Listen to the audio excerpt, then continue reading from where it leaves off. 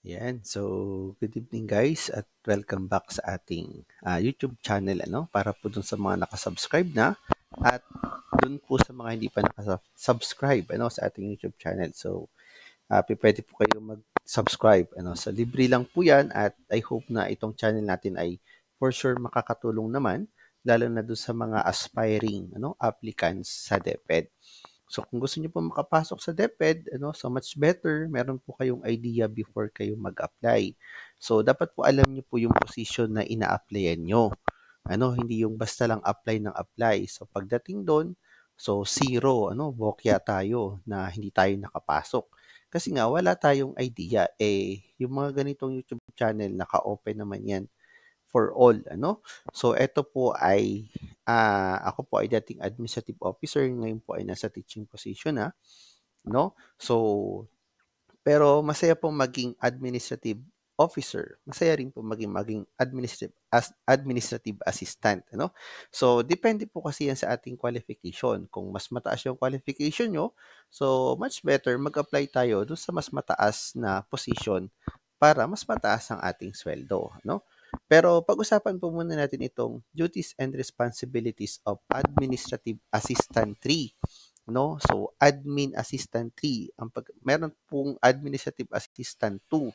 Meron ding administrative assistant 1. Meron ding administrative officer 2, 3, and 4, and so on. So, ngayon po, ito pong administrative assistant 3, ang pagkakaiba po nito, normally ito po ay division-based. So, sa office po ng SDS, kayo magtatrabaho sa office ng superintendent. Yan. So, ito po, or kung saan po kayo ma-assign sa division office. So, pwedeng sa cashier, sa HR, etc. So, ito po ay normally ay division-based, unlike sa administrative officer 2 na school-based. So, sige. So, let's start. Ayan. Kung ito po ang open sa inyong division, na job vacancy, so ito po muna yung dapat na meron kayo. So, dapat meron kayo nito bago kayo mag-apply.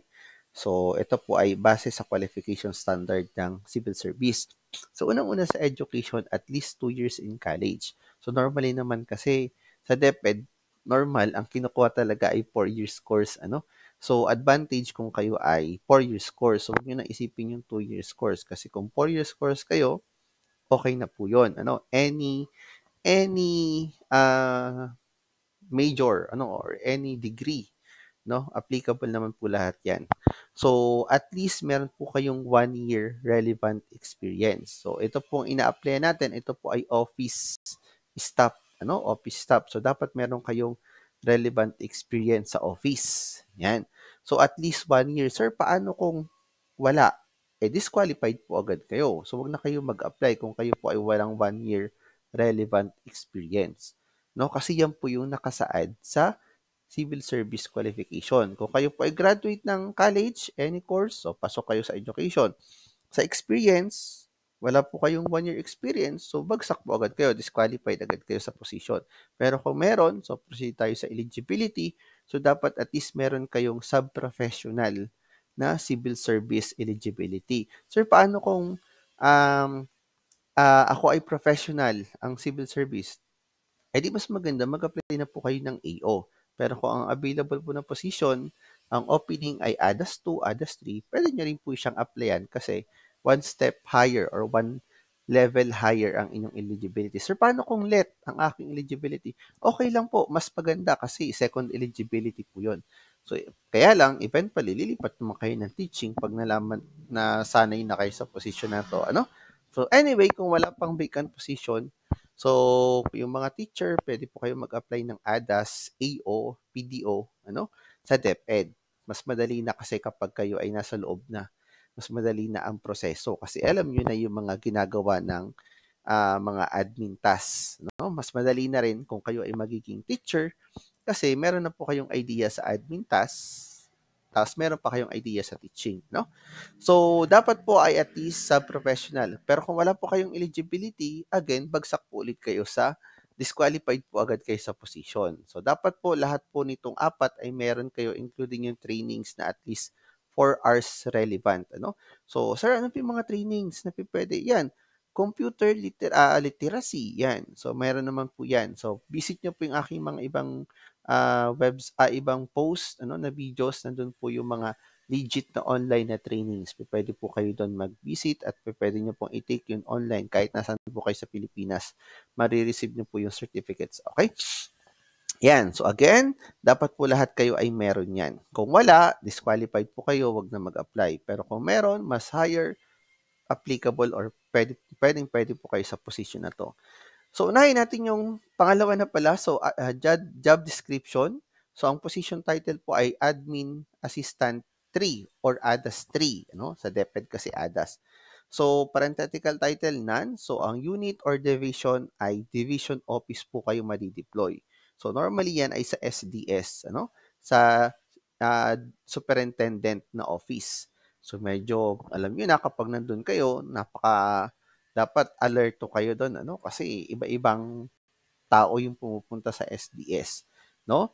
Dapat well prepared po kayo, So, yan. So, sorry, report to school head. Mali po yan. Dapat ay report to superintendent, kung sino po yung inyong boss dun sa office, So, proceed po tayo sa salary. Ang salary po ay salary grade. Ito yung sa DepEd na tinatawag na SG9. So, ngayon po, year 2025, ang equivalent po ng SG9 ay 23,226. So, that is tranche 2. Hanggang tranche 4 po, ibig sabihin kapag may mga tranche pa, so mayroon po tayong increase. So, every January 1, meron po tayong increase until 2027. So, next year, 2026, meron na namang increase. 2027, meron na namang increase. Pero still, kayo po ay salary grade 9, nag-i-increase po yan. Lahat po ng mga SG nag-i-increase, So, basahin niyo po yung EO64 series of 2024. So, governance level. So, again, since nasa superintendent po kayo na office, so yung po ay OSDS ang tawag, Okay, proceed po tayo sa job summary. So, eto yung summary or kabuuan ng inyong magiging trabaho as ADAS 3 sa division office, particularly sa SDS office, to provide prompt and quality support, So, hindi pwedeng magkamali or iwasan ang magkamali as much as possible, Kasi napakadelikado ng trabaho natin, lalo na sa SDS office. Pag nagulo mo yung files, lahat ng activities magkakagulo, So, dapat po ay be careful kapag tayo po ay nagtatrabaho, lalo na sa office ng SDS. Provide prompt, ibig sabihin, mabilis na action, anong tawag doon? Yan, basta mabilis na action, Agaran, And quality support service to the SDS by implementing administrative system. So, dapat meron kayong naiisip na sistema, ano bang uunahin ko dito? Alin ba yung mga urgent na files? Alin ba yung pwedeng next week? Alin ba yung pwedeng sa susunod na pagdating ng SDS?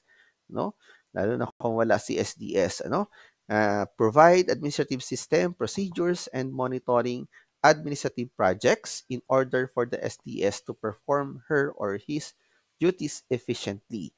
So sa inyo po nakasalalay yung magiging performance ng ating SDS in terms of administrative tasks, yung sa mga paperworks, alin ba yung mga dapat pirmahan na, alin ba dapat na pwedeng bukas, So kayo po yung gagawa ng sistema para mas makatulong po tayo dun sa ating division office, So yan po ang ating gagawin. Kung kayo po ay familiar na kung kayo po naging secretary, mas better kasi meron na po kayong idea, advantage po yon.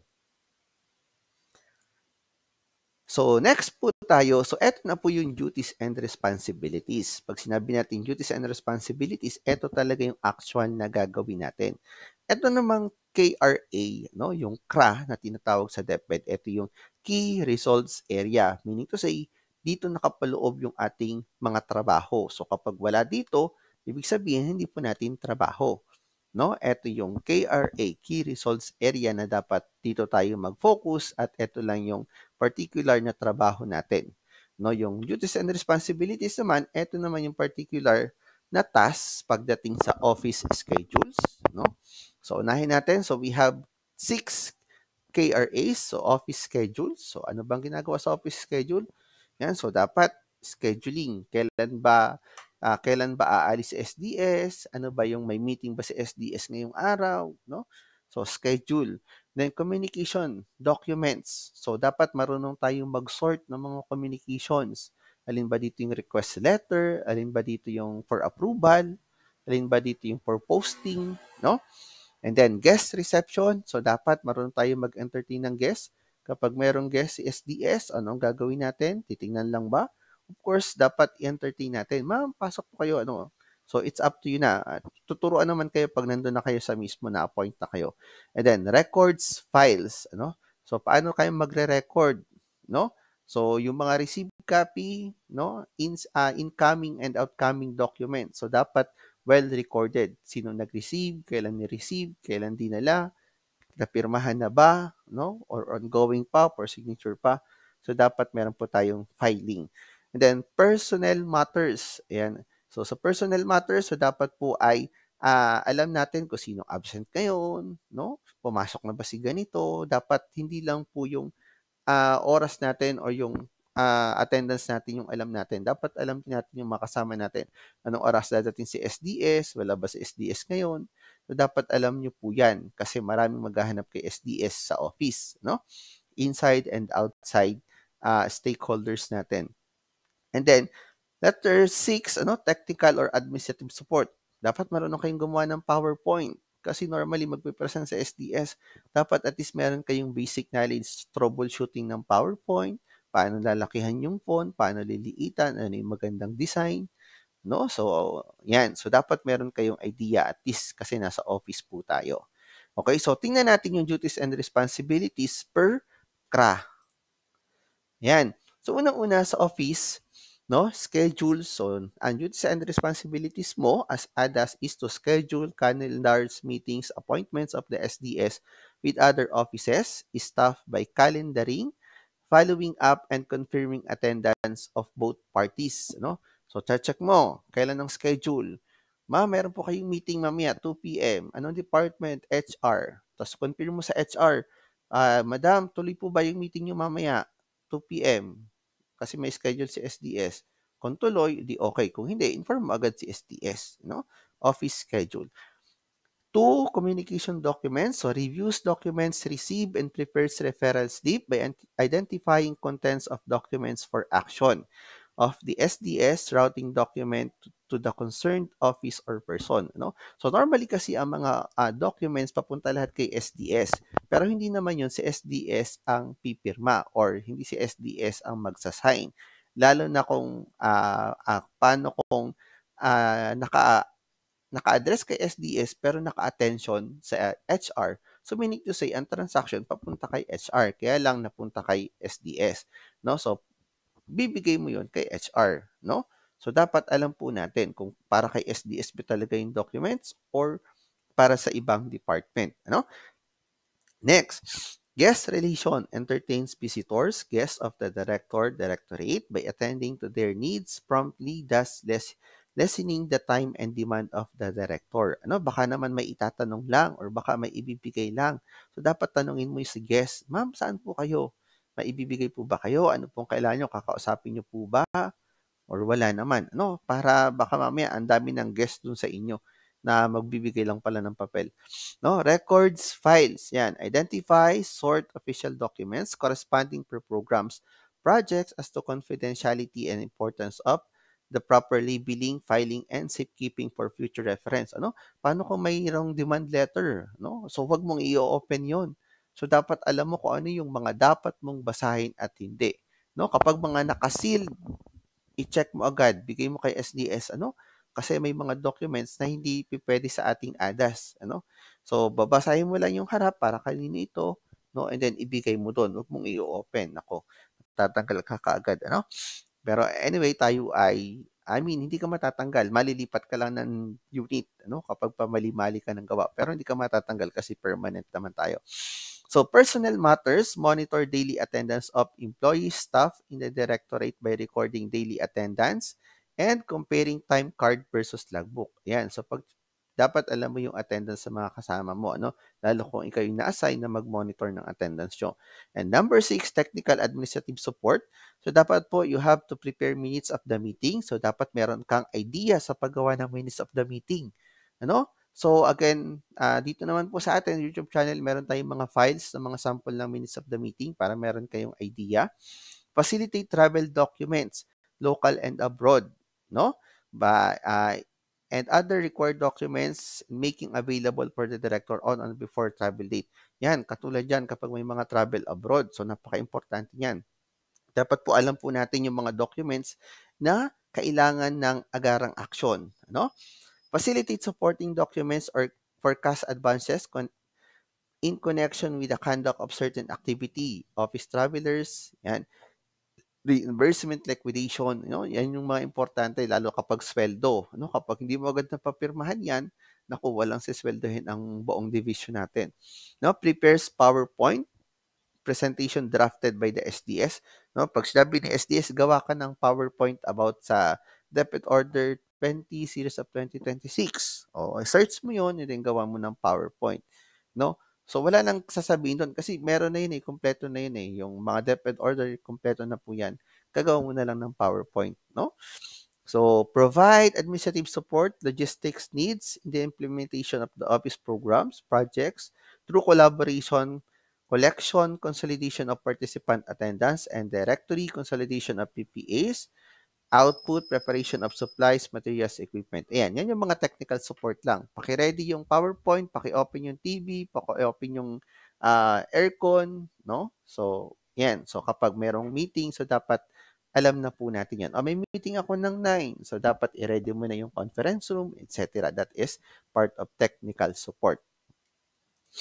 Okay, so once again, so yun po yung general na trabaho ng, So napakarami ng diniscuss ko, pero pagdating dun sa office, madali lang pala, So actually, depende yan sa inyo kung madadalian kayo or hindi. Kung kayo meron ng idea, at least advantage. Kung naman po wala, so balikan nyo po itong video natin, basa-basahin nyo, Yan, para meron po kayong idea before kayo mag-apply sa DepEd para for sure pasok agad.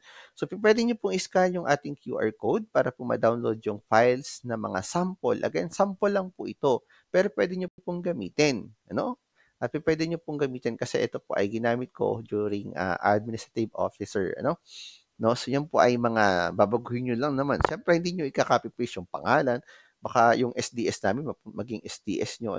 So, mga sample lang paano paggawa ng minutes, paano paggawa ng PowerPoint presentation, yan, paano request letter, So, dapat po meron ka idea. So, once again, thank you so much for listening and I hope nakatulong po itong video natin. So, again, scan the QR code or you can fill up the link below this video to receive the sample files. So once again, thank you so much and good luck to your application.